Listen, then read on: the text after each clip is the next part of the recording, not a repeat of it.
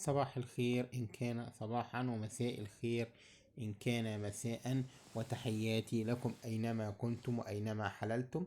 معنا 50 قرش مصرية، توقيع المحافظ أحمد زندو، إصدار القاهرة في 10 أغسطس 1966.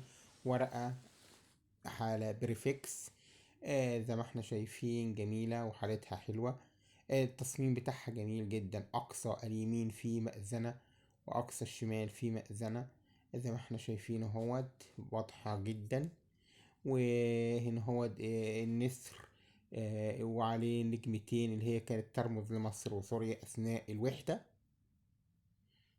وهنا هو 50 قرش.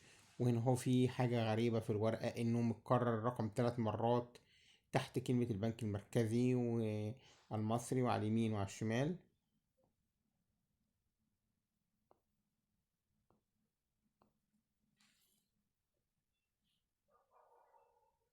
هنشوف مع بعض ظهر العملة. بقى شايفين ظهر العملة جميل ازاي، سنتر بانك اوف ايجيبت. العملة ديت 50 بيسترز. احنا زي ما احنا عارفين التصميمات دي كانت تعمل في مكتب في لندن.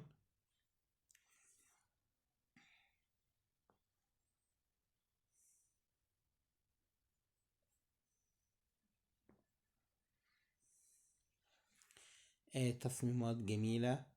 والعملة دي سعر العملة دي 350 جنيه حسب الحالة.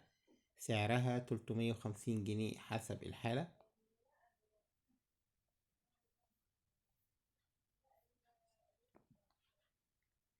نرجو من حضراتكم عمل لايك للفيديو والاشتراك في القناة وتفعيل زر الجرس. وهي عملة جميلة برضه زي ما قلنا، بنكرر ان سعرها 350 جنيه.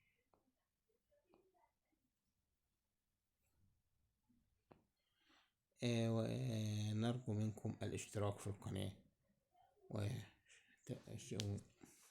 لأن دعمكم هو أهم حاجة لينا، هو النجاح الحقيقي لينا.